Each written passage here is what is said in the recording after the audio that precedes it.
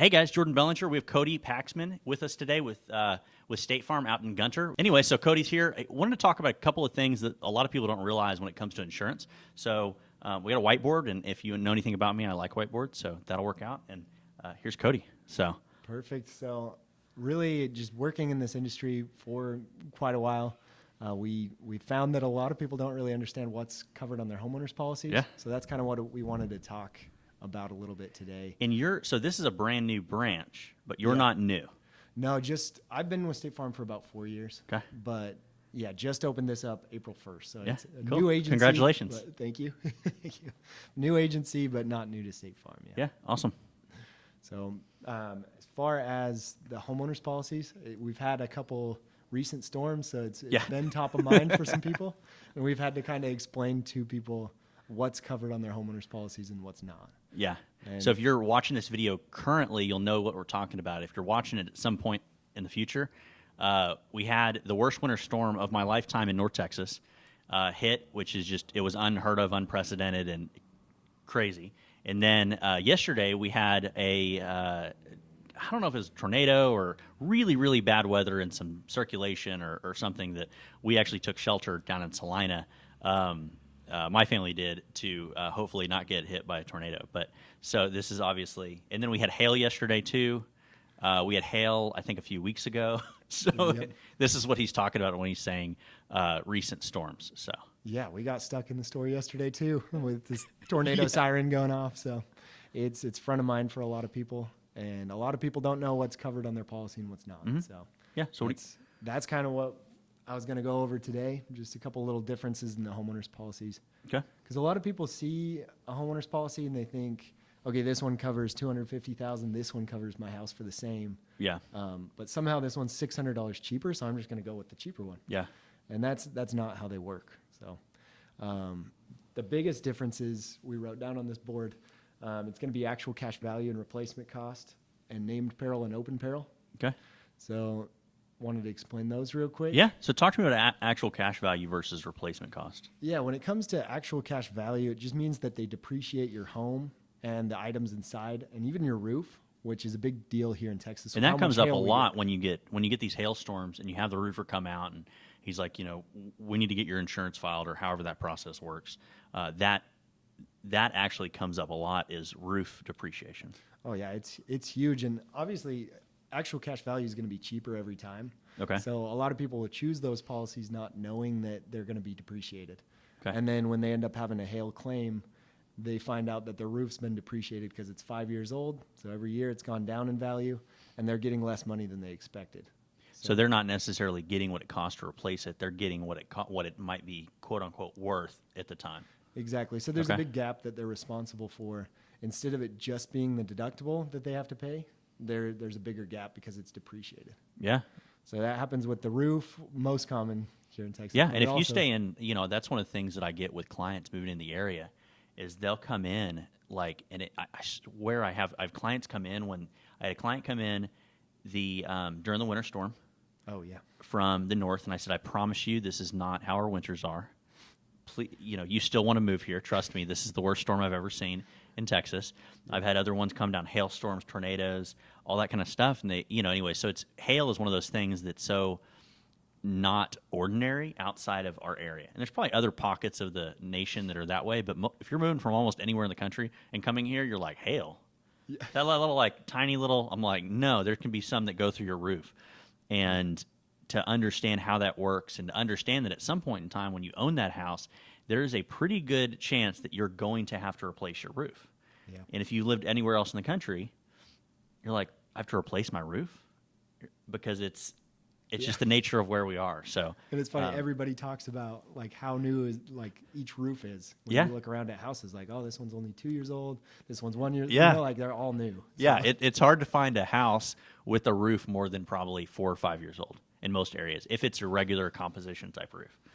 And it's just the nature of owning a house in North Texas. It is. And I actually sold insurance over in Utah for a little while, and it's funny how different homeowners policies are here compared to there. There you can pay $500 for the whole year. You don't find that here in Texas and get a good policy. Wow. I've never seen a policy that small. No, you're going to pay more than that here in Texas, but there's good reason for it. Yeah. It's not a matter of if you have a claim, it's a matter of when you have the Yeah. claim and what it's going to be. Yeah, 100%. Yeah. So replacement cost is just the opposite. They don't depreciate your stuff. I always recommend that for clients because then all you have to worry about is your deductible, and you're going to get it taken care of. Yeah. If your roof costs $25,000, they're going to give you $25,000 minus your deductible. Yeah. Yeah, that's a good point. Yeah, that's a really good point because that's I actually didn't. I came in here and he was asking, "Oh, you know what this stuff is?" And I'm like, kind of, maybe, not really. Yeah, so I'm learning too. It's not that common that I talk to people that know what's actually on their homeowner's policy. Yeah. So it's and I knew the concept of replacement cost and actual, what's the other one? Actual cash value, but and that's a big deal. And when you're talking about, I don't know if you can get into specifics, but we're talking about, a lot of these roofs are, $15,000 to $25,000 in what I'm seeing in the market. Because unfortunately, I'll be on a buyer side, I'll be on a seller side, and we'll find out we need a new roof, and I end up seeing what those numbers are to replace them. But if you're depreciating something that costs $25,000 or more, that's going to be a significant amount of money that you probably don't want to have to mess with. Like my wife she's always like, "Oh, we had a hailstorm. Hopefully, go get a new roof." I'm like, "No, hopefully we don't need a new roof, so I don't have to pay a deductible." She's like, "What?" I'm like, "That's how that works. It's not a free roof." I was like, if the roof is working and it's in good condition and it's all that kind of stuff, like leave it alone. Yeah, we hope every time that it hails, we're like, "Please miss us." And she's like, "I want a new roof." I'm like, "Why?" She's like, "I want a different color." I'm like, "Our house is like 3 years old. Leave it alone. We don't need a brand new roof." Well, and it's crazy. 3 years old. It's about due, right? Isn't that with these storms. Yeah, I mean it's because it's rare that you see a roof more than a few years old, and every now and then you'll see like a high-end hail-resistant roof. You'll see tile or slate or some artificial, like some man-made stuff that's not your regular composition roof, and those typically hold up a little bit better than composition, but they're also a lot more expensive. So they're typically on a lot more expensive houses or things like that. They actually save you a good amount on the insurance when you have those type because we know that you're not going to have a claim soon. I had a client in Plano, and we were buying this house, and we're pretty confident the roof that was on it was impact resistant. Yeah. We're pretty confident that it was. And so we ended up tracking down the roofing company that put it on, and then I think it was filed through I think there was something in the insurance world that had it filed. Okay. And then anyways, we tracked down the roof, the installation, all that stuff, and it saved the clients, I think it was nearly $1,000 a year. I mean, it wasn't a cheap house or a cheap roof, but I mean, that was just us being able to track down the information on that roof and be able to, use it for their insurance company. In their previous house, they had, I think, 2 roofs in 5 years, 8 years, something like that. So they're they're like, "Is that impact resistant?" I'm like, "I'm pretty sure it is. Let's do a little more research." So, and that's another thing that you can do is if you, and I don't know the intricacy of this, but because I haven't gone through it personally, but I have a lot of clients that have. You go in and your roof gets totaled. That might be a good time to, and obviously you're paying out of pocket, but that might be a good time to go, "Hey, I've lived in this house 10 years. I've put 2 or 3 roofs on it. It's $3,000 to $4,000 a piece for deductible, whatever your deductible is." Yeah. And you're like, this might be time to put something on there that lasts a little longer with hailstorms. So that's another option as well. Obviously pending HOA and all that. Yeah, so stuff. They'll replace the roof back to how it was before, but they're not going to pay that difference for a nicer roof. But it is well worth putting on a nice roof. Well, a lot of buyers are starting to see that this is a 40-year roof or a impact resistant or whatever. I'm not an expert in roofs, but knowing that there's a little bit more resilience to North Texas weather is, I would imagine, helpful for a lot of people. So, and just a random thing, Class 3 and Class 4 roofs are the ones that get you the biggest discounts. So, okay, I don't know how much they cost. Good to know. Those are the ones we always find. That cool. Yeah, those are good information to know. We might need to have a roofer on here now. Yeah, again, actually. There you go. That'd be perfect. So talk to me, and this is one of the ones that I've never I don't know what those are at all. Named peril versus open. Yes, and this is a really common one as well. We find the cheapest homeowners policies that you can find in Texas are named peril policies with actual cash value. So The named peril policy simply means that they cover the most simple 10 to 16. They have a little list things that could happen to your home, and then anything else that happens to your home isn't covered. So they name them like hail, fire, like water damage, and they list those things. And then anything random or anything outside of that, they can get out of covering. So we hear horror stories a lot of homeowners companies getting out of covering people's claims because it's not listed on the policy. Interesting. Open peril is the opposite. It's really broad coverage. Everything's covered unless it's specifically mentioned that it's not. Yeah. Like earthquake and flood are some things that we're not going to cover. Yeah, Texas. flood insurance is separate. Yeah. That's something that that's not included on your policy. Exactly. Yeah. So open peril is much more broad. Everything's covered unless it says in there in the fine writing that it's not covered. So you want an open peril policy so that you know it's covered unless you see it somewhere in writing that it's not. Okay, cool. What are some of the things you've seen on named apparel that you obviously you've caught after the fact? Because somebody else is calling you saying, "Oh, my insurance is not what I want it to be." Yeah, I think there's a lot of random things that people don't think about too, because of the fine writing. I've seen companies say, "Oh, well, that's not technically what it says in the policy, so we're not going to cover it." And that's where people get really mad at companies. Like, well, it sounds like it's covered because it says this, but they just get out of covering things. Yeah, I think that, one of the things that we talked about before we turned the cameras on is that there's having a good insurance company is one thing and having a good agent is another, because you need to understand somebody's life. You need to understand what they're doing. Like I mentioned, a lot of people don't know what an umbrella policy is, and that's obviously that wasn't really on our list that we wanted to talk about. But it's like what a most car. If you hit somebody else's car, what is the I think normally, I guess, I don't know if you can get into the details of that, but like a lot of times it's, your insurance policy might cover like $100,000 on somebody else's car. Is that like a common? Yeah, that's there's a lot of cars around here that are over $100,000. When I'm driving through Plano or Frisco, I see cars almost daily that are worth more than my house. Yeah. And so that's where once your car insurance runs out, then what do you do? And is that where an umbrella policy kind of jumps in? Or so they can't, the umbrella policy is more for the liability. Yeah. So like if somebody gets hurt, then it covers their medical above the $100,000. There you go. So I obviously didn't know what I was talking about. Well, no, that's true though. And what you said made me think, we actually had a friend that had that exact same scenario where they hit somebody's car and it was worth more than their policy only covered $25,000. That's the minimum for property damage. Yeah. That you can have. So many people have 25,000. Every car is worth more than 25,000 nowadays. Yeah, so they hit one person, which caused them to bump another car. Oh. So there were two cars that obviously your total damage is going to be over 25,000. So they ended up on the hook for everything above 25,000. So it wasn't a fun little thing there. But that's one of the things that if you live in, depending on where you live, like if you live in Plano or if you live in Frisco, you're going to come into contact. Well, hopefully you don't come into contact with them, but you're going to come in visual sight of cars that are worth. I'm a big car guy, so I look at a car and I'm like, that's a $350,000 car. That's sweet, whatever it is.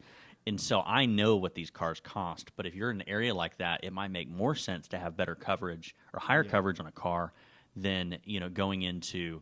If you're in an area like Gunter, you just don't see as many of those really expensive cars out further in the country. So those might be things to consider too. And if you have an agent that understands that part of your life or whatever, then that might help you get better coverage and know what you're looking for versus going for the cheapest. Oh yeah. Because the cheapest is you're never getting good value. And the people that have those expensive cars need to have uninsured, underinsured, because whoever hits them might not. They're not going to be able to insurance. fix their car. Yeah. Yeah. Absolutely. And unless they want to sue that person, then they need to have it on their own policy to have uninsured, underinsured, so they can cover their own. That's a really good point. I didn't think of that either.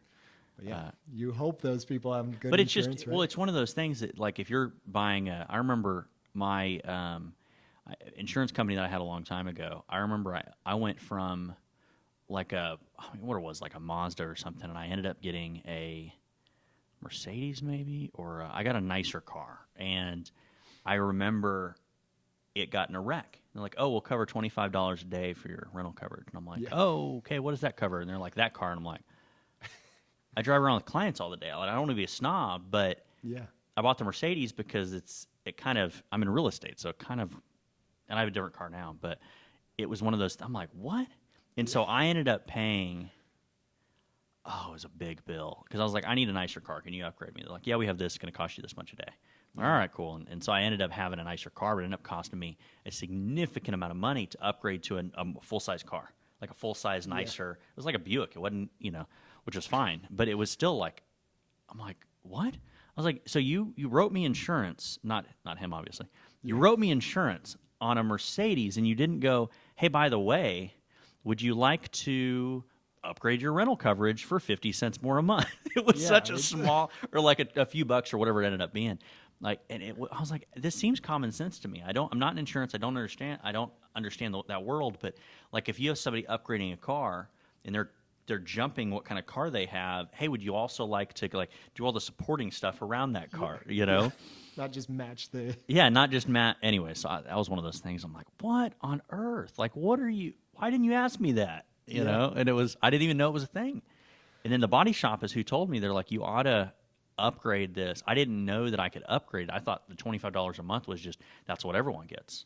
Yeah. And then I talked to the body shop. They're like, yeah, you ought to, you need to talk to your insurance company and up that amount to like, I think they were saying like $50, $75 a day or whatever will get you into a very similar car that you have. I'm like, yeah, I'm going to be doing that and firing that insurance person because I'm going to find somebody else. Anyways.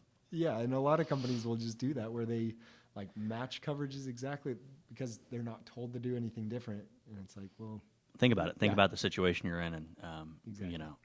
Anyways, so I'm still frustrated about that moment. Yeah, I would be too. Because it was I was hundreds of dollars extra. So when I got my car back, it was like the deductible, which is whatever it was, and then it was hundreds of dollars to get in a rental car that was similar to my car. Yeah.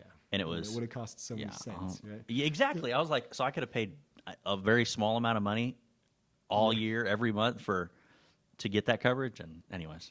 That's something that we try to do every time with new clients is talk to them about what is on their policy so they actually understand it, right? Yeah. Coming into the new policy. So when they do need a rental car, they know what they have. And yeah, true. Because some people want to save that $2 and I'm just throwing out numbers. I don't even know what the difference is, but it's a tiny amount of money that you're like, hey, would you like to go from this to this? And it's going to cost you that. Some people want to save that money and that's fine, but I'm not one of those people. Yeah. Yep. So, well, Cody, is there anything else that you wanted to? No, just wanted to add. I think those both are super important, obviously. Yeah, those are the main factors when it comes into the homeowners insurance. But there's obviously other ones. Then like there's a reason that some policies are way cheaper than others. Same with the auto insurance. You're gonna be able to save a couple bucks here and there if you want to just keep your coverage low. But most people, once you explain it and actually educate them on the coverage, would rather pay a couple extra dollars now and save hundreds or thousands later, especially when it comes to the home. Oh yeah, yeah. It's yeah. I mean, with all of it, everything's expensive these days. Cars are expensive. I remember when you used to be able to buy a really nice car for $10,000. Yeah. Yes. Now you're like, everything's expensive now. Every car's expensive. Yeah. So cool. I appreciate you coming on. Congratulations on your new spot and your new insurance company. Thanks for having me. Yeah. No, absolutely. So welcome to town. Thank you. You're awesome.